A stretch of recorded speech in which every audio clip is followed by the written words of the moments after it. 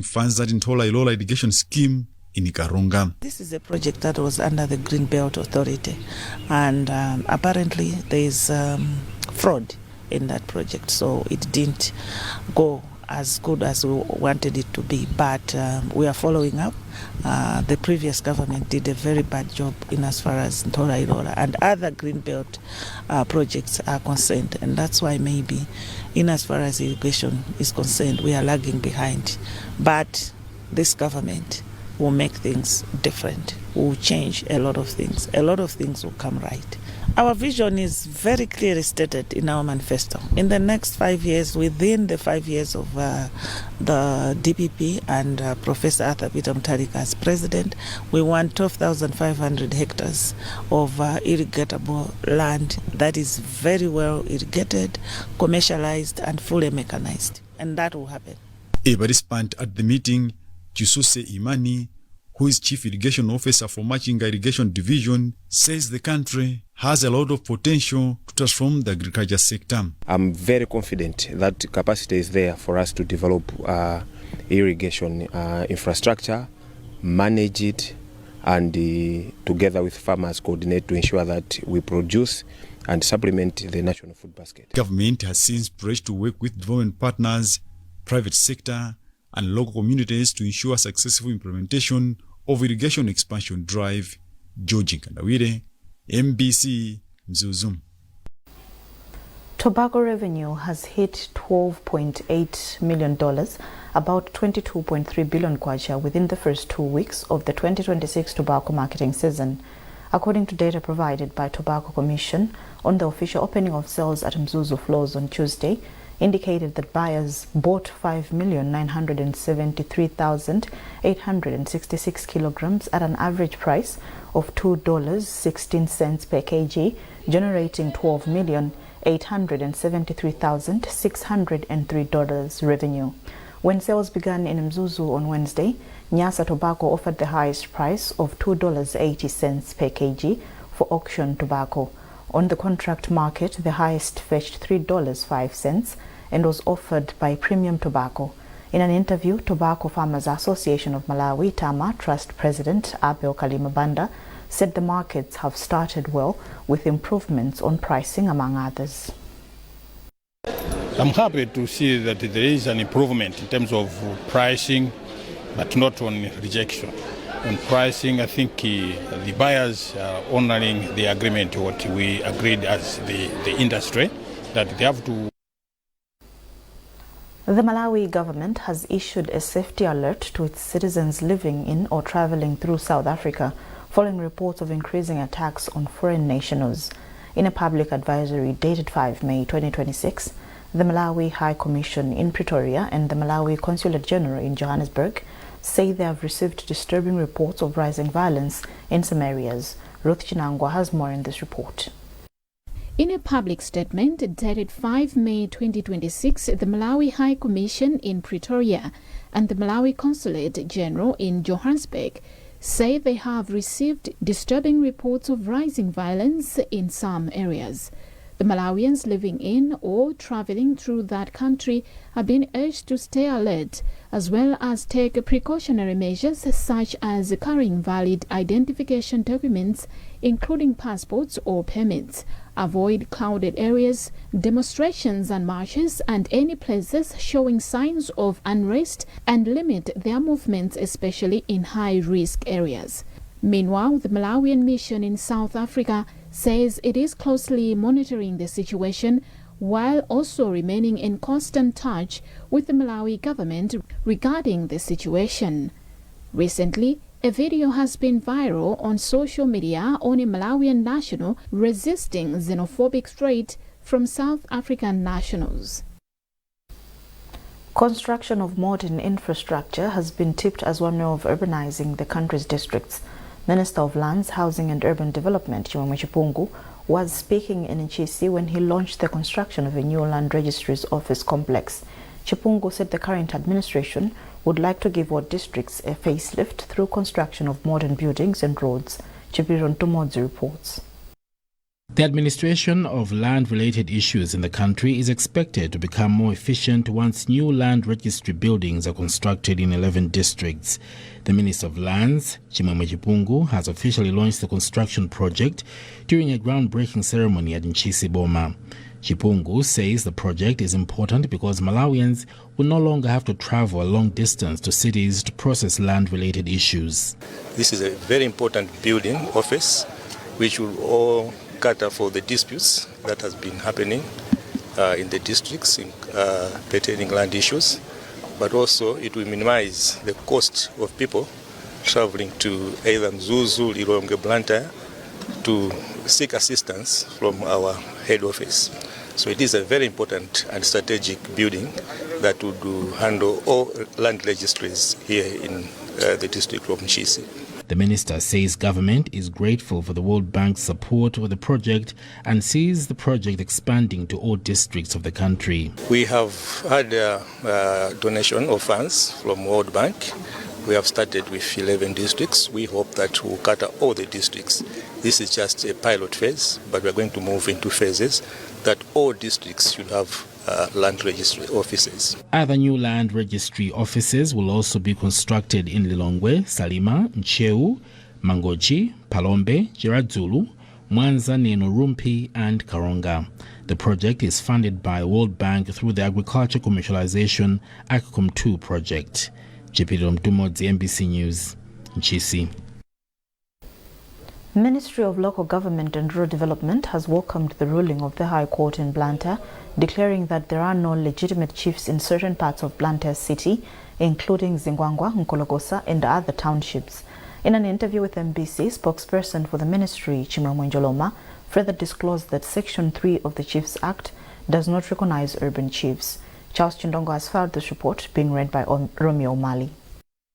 On Tuesday, High Court Judge Rachel Sigwese nullified the chieftaincies of Zizo Zingwangwa as group village head alongside his two sisters who were recently installed as village heads Tawale and Chimwankunda respectively. The case follows an application of concerned citizens of Zingwangwa Township who were challenging the legality of 3 chieftaincies in court. In his arguments, Cassius Chidote, the lawyer for the claimants, faulted Senior Chief Igabeni for installing the 3 as chiefs since their areas fall under the jurisdiction of City Fathers, Blantyre City Council. In an interview with MBC, spokesperson for the ministry, Chimwemwe Njoloma, further disclosed that Section 3 of the Chiefs Act does not recognize urban chiefs. Under Section 3 of the Chiefs Act doesn't recognize urban chiefs. Actually, they were already removed even before this court ruling. All district commissioners and chief executive officers have been trained and informed to implement that directive that government took, that those chiefs are not supposed to be recognized. So as a ministry, we still maintain our stand that we are going to go by what the laws of Malawi are saying, what the Chiefs Act is saying. However, one of the affected chiefs, Zizo Zingwangwa, remains defiant that he is still holding the keys as a custodian of the people, dismissing the court determination delivered by Rachel Sigwese on Tuesday. In a video that is currently circulating on social media, Zingwangwa is overheard saying the chieftaincy of Zingwangwa is hereditary and dates back to time immemorial. He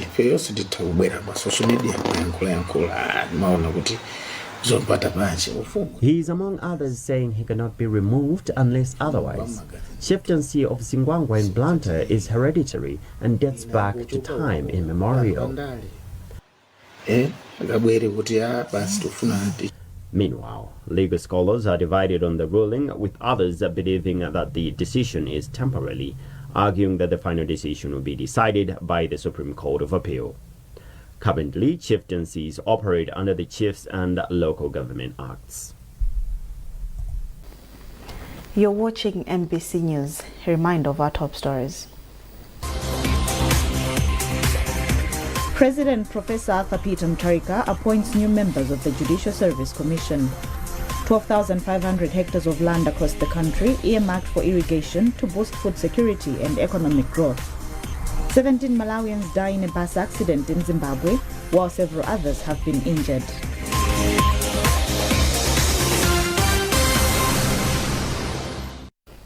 Welcome back. Construction of the Likoma Island port will be completed by August this year. Member of Parliament for Likoma Island, Charles Chilambula, who is also Deputy Minister of Health and Sanitation, says the development is aimed at boosting tourism on the island ahead of this year's Likoma Island Festival. He was speaking in Lilongwe during a press briefing on the festival slated for October. Emmanuel Chukonso reports. The upcoming 60th edition of the Likoma Islands Festival, scheduled for October 15 to 18, has brought renewed attention to concerns over the condition of the island's port. The facility has been unoperational after being submerged in water, with maintenance works stalled since 2023 due to funding challenges. Likoma Islands legislator Charles Chilambula acknowledges the concerns and emphasizes commitment of the President Mutharika's administration to invest in tourism, arts and culture as key drivers of foreign exchange earnings and economic growth. Chilambula has since assured the public that the port will be ready for use by August this year, positioning Likoma as a prime tourism destination with rich cultural and artistic experiences. Just last week, I was assured of Treasury having approved the funds to be released to our contractor, Motor Angel. What is remaining now to see our contractor, to see when they can get back on the ground. Once Motor Angel gets on the ground, the work will be completed as soon as possible. I hope within a month, once Motor Angel gets on the ground, the work will be done. That's why I was putting like maybe around July to August, we might be able to, the port will be fully functional. Chilambula has also pledged 12 million Malawi kwacha towards this year's Likoma Islands Festival, providing a significant boost to the event.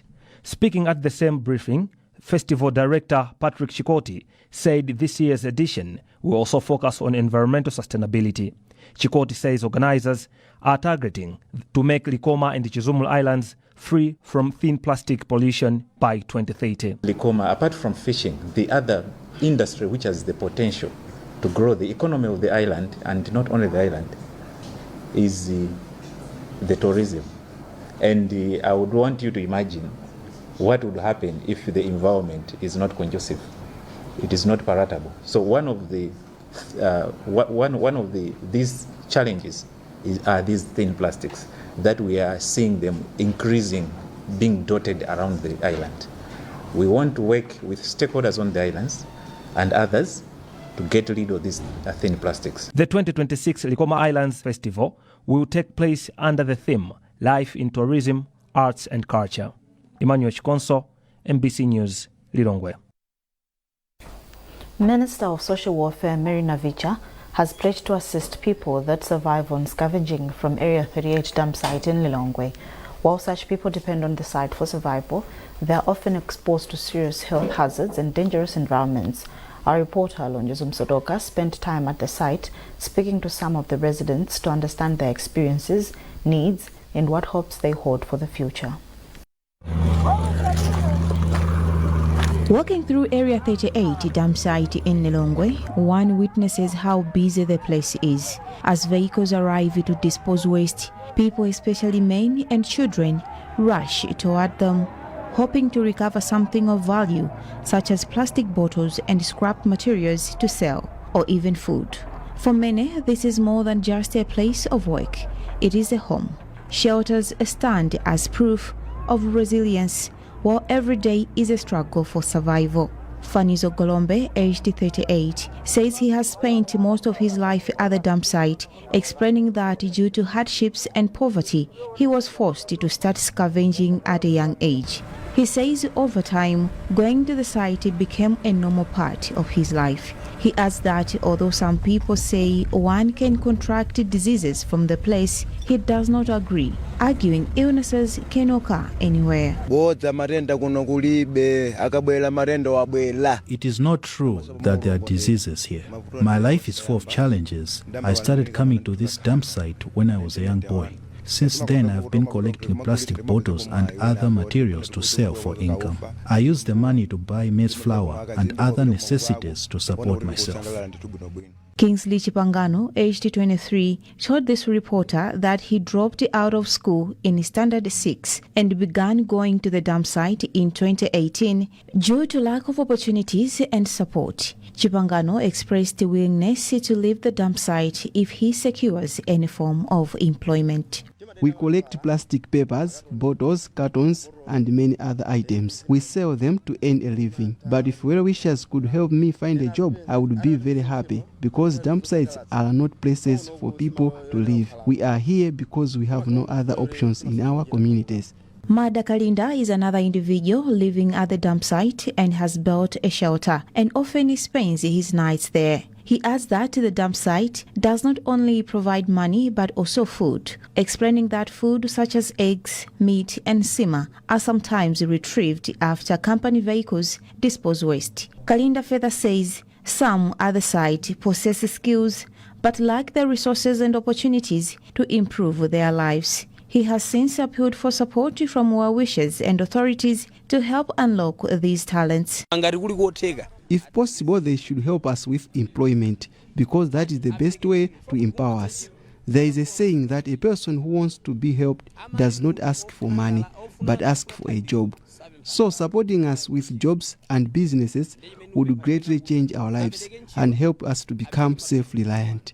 Lilongwe City Council official Glevazio Phyton, who works at the dump site overseeing operations, has expressed concern over the growing number of children at the dump site. Phyton emphasized the need for collective efforts to encourage and support the children to return to school.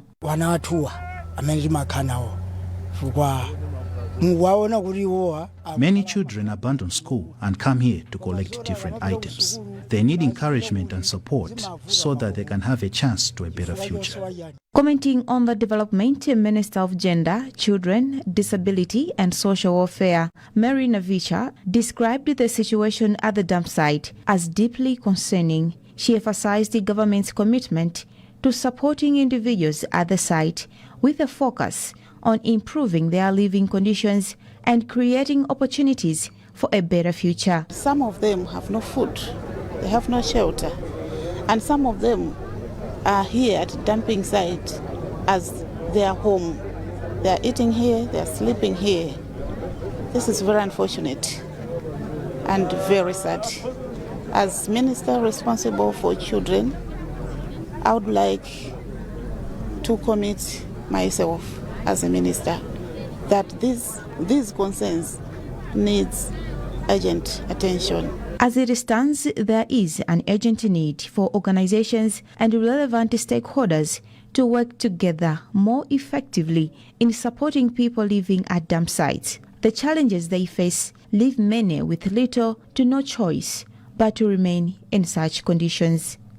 Lonjezon Sodoka, MBC News, Lilongwe.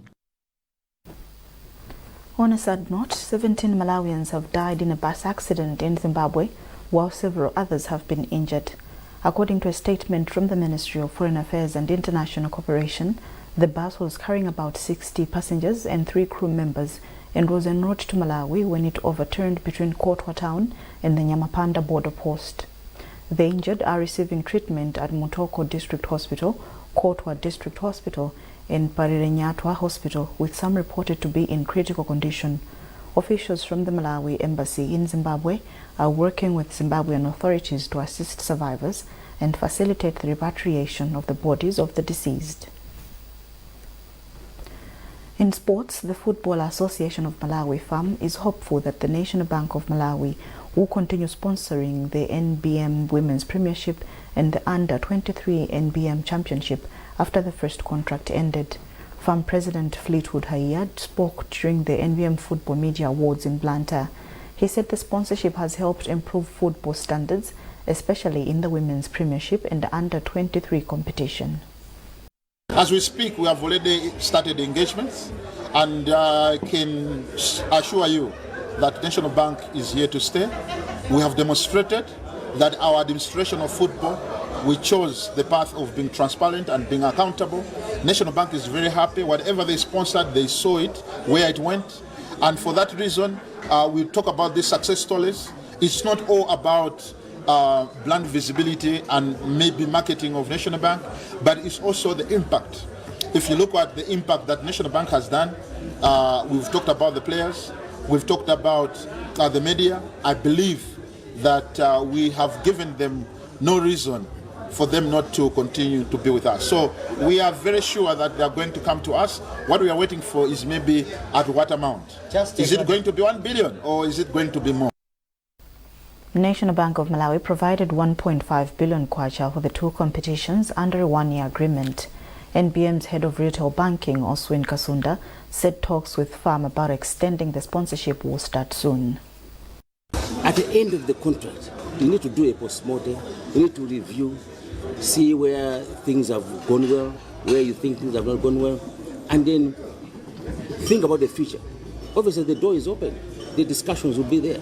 Who knows? We may come back. Well, that item concludes this edition of MBC News.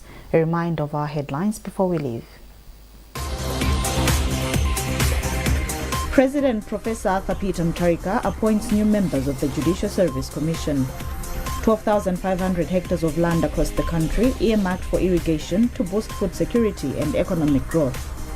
17 Malawians die in a bus accident in Zimbabwe, while several others have been injured.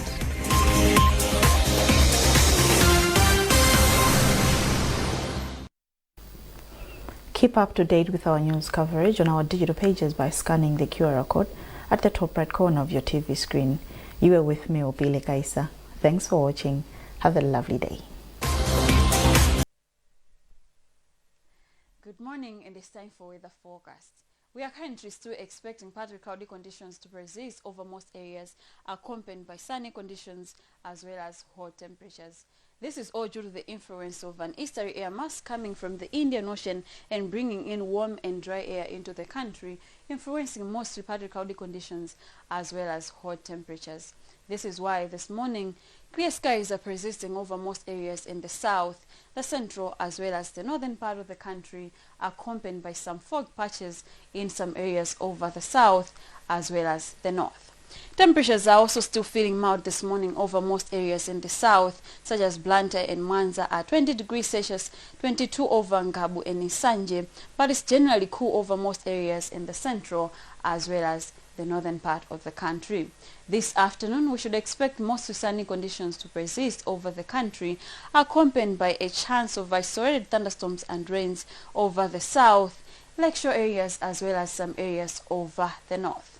Temperatures are also expected to remain hot this afternoon over most areas such as Ngabu and Nsanje at 35 degrees Celsius, 30 degrees Celsius over Mangoshi, while warm conditions are expected over Nzimba and Nzuzu at 24 degrees Celsius. I'm Tapua Kudagumudu. Be wise, be weatherwise.